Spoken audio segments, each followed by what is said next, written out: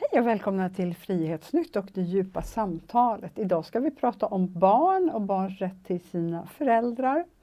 Och kanske även föräldrars rätt till sina barn. Och vi gör det med en psykolog, legitimerad psykolog, filosofidoktor och författare Lena Hellblom Sjögren. Hej Lena, välkommen hit. Hej. Jättekul att ha dig här. Ja, tack för att jag får komma. Och du har ju jobbat som psykolog och med de här frågorna med barn och vårdnadstvister och så vidare i över 30 år. Ja, och brottmål också. Och brottmål också. Ja, därför att vårdnadsmål och brottmål går ibland in i varandra. Mm. Ja, det ska ju handla då om barn som tvingas växa upp utan sina föräldrar, en eller båda kanske i värsta fall. Och i många fall, det inser vi naturligtvis, att det finns många fall då det finns goda skäl till att de ska göra det för barnens skull då naturligtvis. Och just den här konsekvensen av att barn inte får träffa sina föräldrar eller sin förälder, vad det kan liksom, hur det påverkar barnens liv. Men vi ska också tala om det här med att hur skiljer man ut det här, hur vet man när det är när barn blir starkt påverkade och hur vet man när det är liksom... Finns en saklig grund, ja. Svenska bok- och mediemässan är Sveriges största och viktigaste forum för en fri och ocensurerad debatt. Bokmässan har också en egen tidning som kallas Frihetsnytt och den tycker jag att du ska prenumerera på till det facila priset av 45 kronor per månad. Prenumerera nu! Det är ju den invändning som oftast kommer när man talar om att det är en myt att barn blir påverkade av en pappa eller en mamma att ta avstånd från den andra föräldern eller tas om hand utan att det finns en saklig grund i fosterhem som kallas för familjehem nu, cyniskt nog. Men det är viktigt att inse att det finns föräldrar som har stora brister. Men det som är märkligt är att den forskning som finns om barn som har utsatts för allvarliga övergrepp ändå behåller en ambivalens. Det vill säga, de hyser fortfarande hopp om att deras mamma eller pappa eller båda ska komma på bättringsvägen så att de kan ha kontakt. För det är ett sådant djupt behov hos dem såklart. Det är ett sådant djupt behov därför att vi alla människor är ju produkter av våra föräldrar. Det kommer vi aldrig ifrån, av båda våra föräldrar. Men för att man ska veta då när det finns en saklig grund och när det inte finns det. Så har vi kommit fram till efter 4 decenniers forskning om det här globalt faktiskt. För det här är en företeelse som finns överallt i alla länder som vi känner till. Och då måste man noggrant undersöka 5 faktorer. Och den första frågan man ställer sig då när ett barn säger jag vill inte träffa mamma eller jag vill inte träffa pappa, jag vill inte ha någon kontakt alls och kanske har börjat bli aggressiv och gör elaka saker mot den föräldern. Det är att fråga sig, är det här avvisandet kategoriskt som det jag nu åskådliggjorde? Det är ett kategoriskt, väldigt bestämt avståndstagande i både ord och handling. Det är den första faktorn som måste vara fastställd. Den andra faktorn är, fanns det tidigare innan den här kraftiga avståndstagandet kom till stånd, fanns det då ett kärleksfullt förhållande mellan barn och förälder? Och den tredje frågan är, den förälder som barnet avvisar, har den mamman eller pappan på ett tillförlitligt sätt visat sig ha utsatt sitt barn för fara eller vanvårdat det eller utsatt det för övergrepp på något sätt? Om svaret på den första frågan är ja, på den andra frågan är ja och på den tredje frågan är nej, så går man till den fjärde frågan då. Har den förälder som barnet bor hos oftast då, eller den förälder som har tagit mental kontroll över barnet i varje fall, kan man dokumentera att den föräldern använder sig av olika strategier talar vi om för att påverka barnet. Till exempel begränsar kontakten eller helt stänger av kontakten med den andra föräldern, talar illa om den andra föräldern, talar illa om allt som hör ihop med den föräldern, gör om barnets historia. Och ofta kanske vill byta namn på barnet till sitt efternamn. Det finns 17 sådana olika identifierade, eller 18 strategier som man kan undersöka då. Och den 5:e faktorn som måste undersökas noga, det är om barnet i sitt beteende visar att det är påverkat. Till exempel genom att använda ord och uttryck som inte tillhör barnets vokabulär. Eller genom att tala illa om den föräldern som är utesluten då i barnets liv. Med hänvisning till saker som det barnet absolut inte kan ha varit med om, utan som måste ha hämtats från den förälder som har tagit kontroll över barnet. Så det som, om svaret på de här 2 sista frågorna är ja, då har man nästan med 100% sannolikhet fastställt att det är frågan om ett oberättigat avståndstagande från barnets sida. Okay. Det som vi kallar för föräldrafrämmandegörande eller föräldrafientliggörande. Och det betyder alltså att en tidigare älskad förälder har blivit som en fiende eller som en främmande person.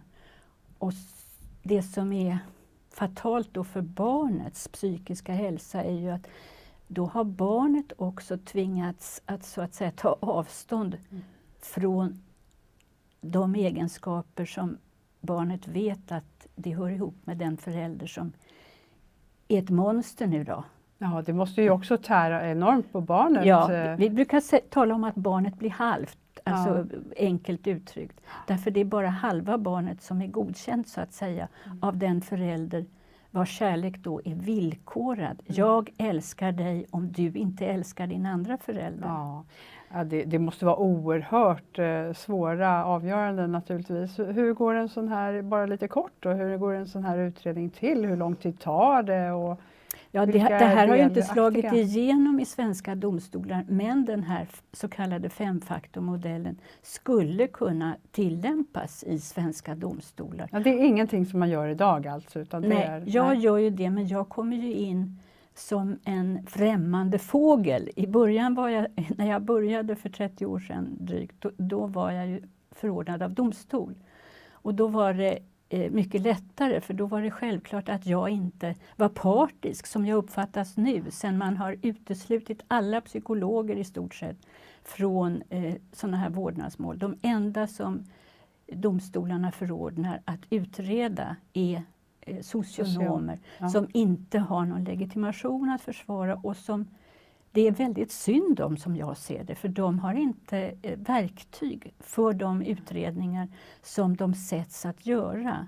De har inga standardiserade metoder, fast det finns. Hur har det blivit så? Hur har det blivit så? Det har tyvärr alltid varit så. Och sen har man hittat då en importerad modell som i stort sett är ett formulärsystem som heter BBIC, barnets behov i centrum. Barnets viktigaste, mest grundläggande behov, behovet av att få kärlek och bekräftelse från båda sina föräldrar. Det finns inte med i den här modellen BBIC, som jag ser mest som ett formulärsystem. Och det ger väldigt svåröverskådliga utredningar, men det är det som lämnas oftast till domstol. Eller snarast använder man det regelmässigt när man gör så kallade barnutredningar efter orosanmälningar. Sen är det ju då en annan avdelning inom socialförvaltningen som kallas familjerätten, som förordnas för att göra de här utredningarna om vårdnad, boende och umgänge, som ligger till grund för domstolarnas beslut i vårdnadsmål, i komplicerade vårdnadsmål. Och det är ungefär den utredning de behöver ta ställning till och inget annat? Mellan tummen och pekfingret så skulle jag uppskatta att det i 97-100% av fallen som de följer rekommendationerna som ges eller förslagen till beslut som de här utredarna ger. Avslutar alltid sina vårdnadsutredningar med. Men är det då alltså socionomer eller hur funkar en sån här utredning? Hur många personer är det som har gjort en bedömning, som är inblandade i? Oftast är det en huvudutredare med någon medarbetare. Och de är upplagda på ungefär samma sätt. De talar med mamma, med pappa, med barnen, har barnsamtal och de har samtal med referenspersoner då. Om det finns förskollärare, lärare eller oftast är det så. Men de har inget krav på autentisk dokumentation. Alltså att de spelar in sina samtal. Så då vet man ju inte hur ställdes frågorna, i vilket sammanhang, hur svarade barnet och fanns det en icke-verbal kommunikation som förmedlade förhandsinställning från utfrågarens sida.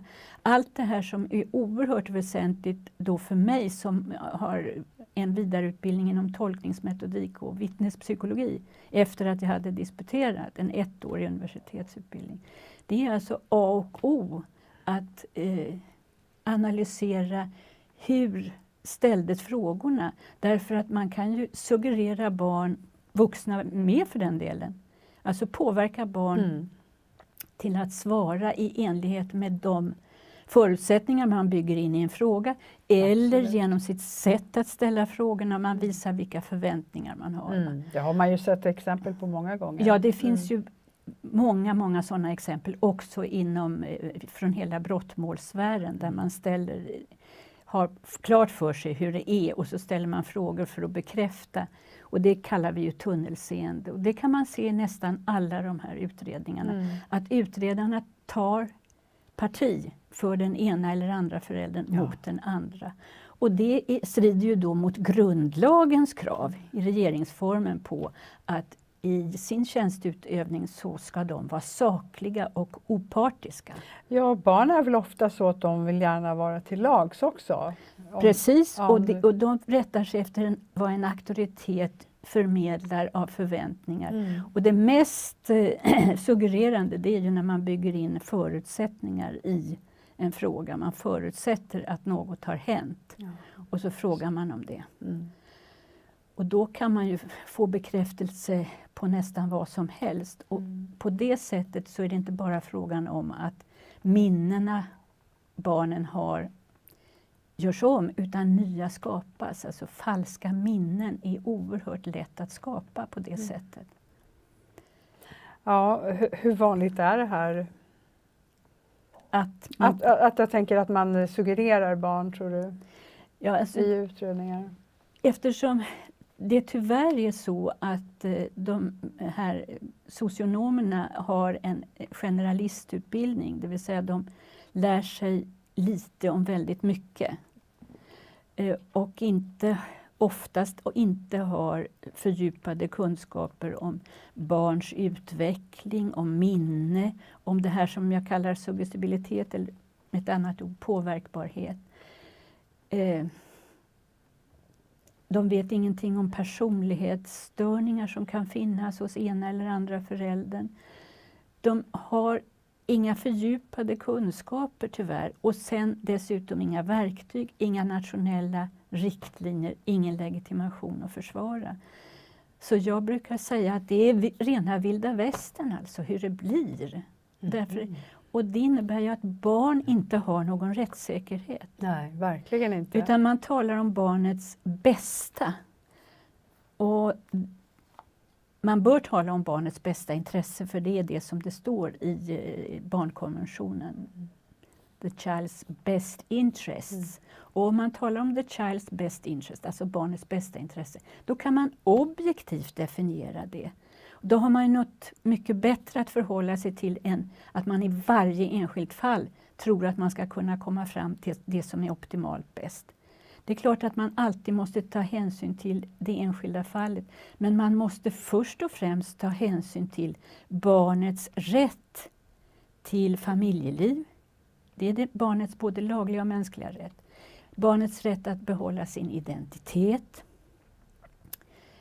Barnets rätt att fritt få uttala sin egen mening.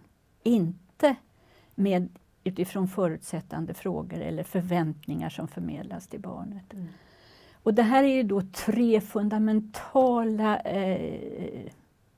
rättigheter som barnet har.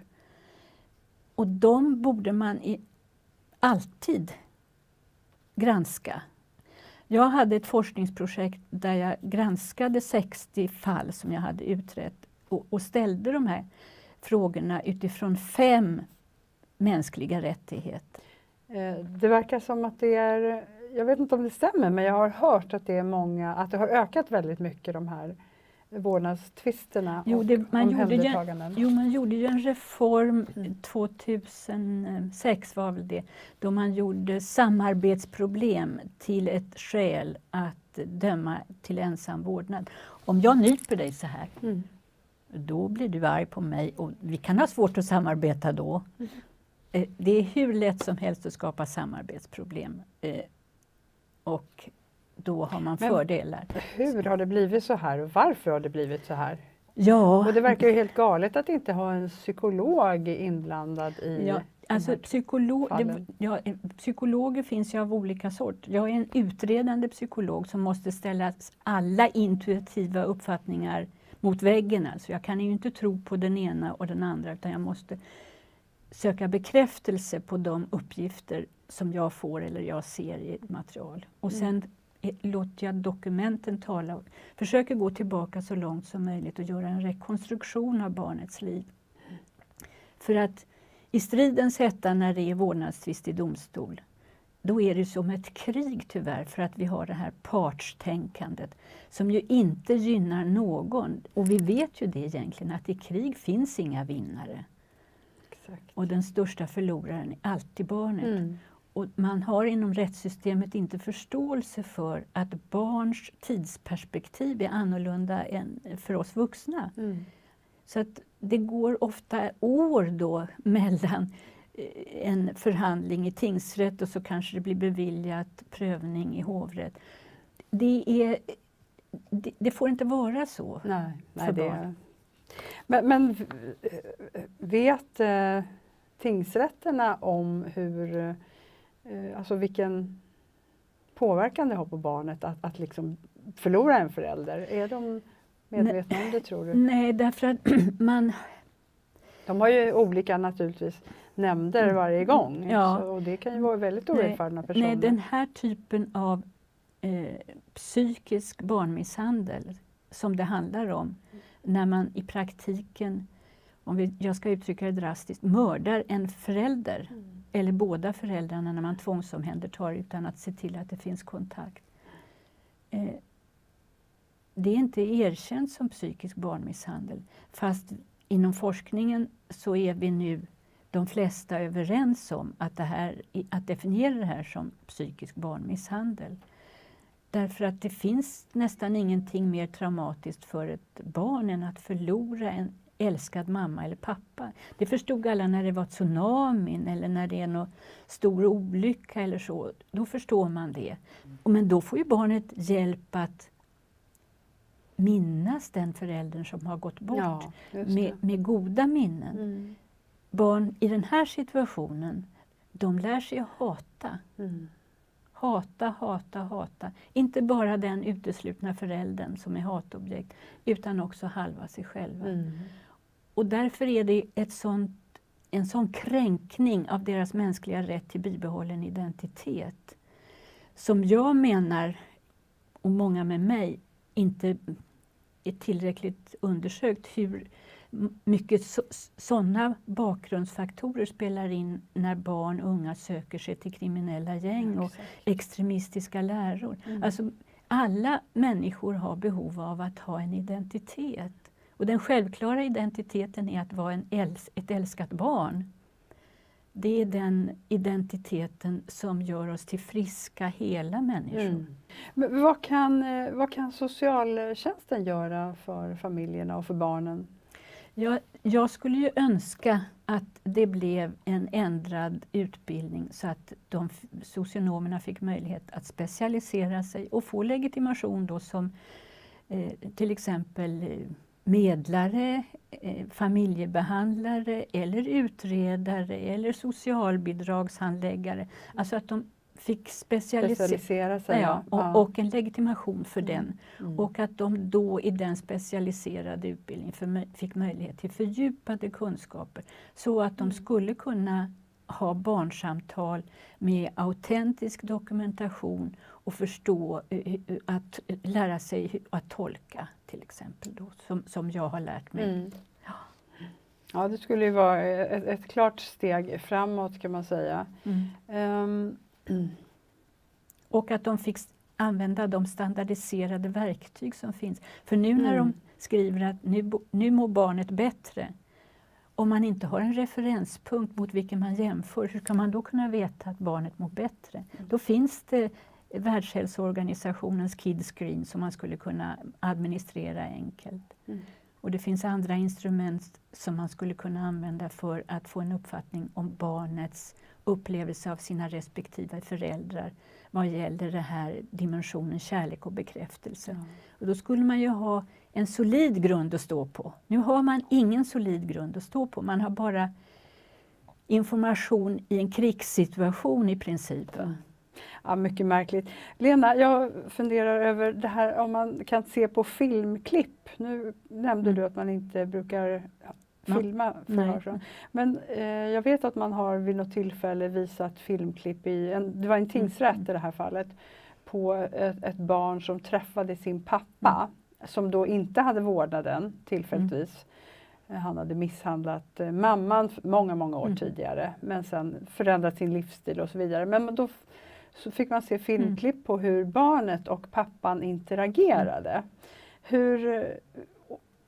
Och det såg väldigt harmoniskt ut. För en lekman i alla fall. Hur tillförlitliga är sådana intryck man kan få då man tycker liksom att det här ser ju verkligen ut som de trivs? Ja, man kan ju ljuga med allting. Så att det kan man inte veta, men om man går in och analyserar sammanhanget och utsagorna i den situationen. Och sen är det klart att man kan få tillförlitliga informationer genom att studera barnet. Jag minns mitt första fall och då var jag förordnad av domstol och så var det sagt att det var en flicka som inte ville träffa sin pappa och absolut inte och bodde hos sin mamma. Och så träffade jag henne hos mamman i hennes rum. Och så hade hon massor med gosedjur där i sängen. Och så tog jag bara ett av de där gosedjuren.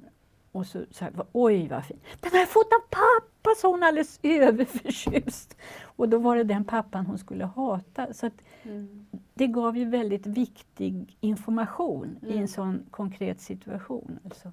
Verkligen. Det här är ett jätteintressant ämne och vi ska prata vidare om det här i ett kommande program, Lena. Så just nu stannar vi här, men vi kommer som sagt gräva djupare i det här för det är väldigt aktuellt dessutom och du ska få berätta om något fall här som du hade tänkt tala lite grann om. Så tack så mycket för den här gången, Lena. Tack. Tack. Och tack för att ni tittade, tack för att ni prenumererar på Frihetsnytt. Gillar du det vi gör? Vi behöver din hjälp för att bygga Sveriges största nättidning för att bekämpa globalisternas försök till ett slaverisamhälle. För yttrandefriheten och mot den totalitära globalismen. Hjälp oss genom att swisha en gåva till numret nedan eller gå in på vår hemsida frihetsnytt.se och sprid våra artiklar. Tack för ditt stöd!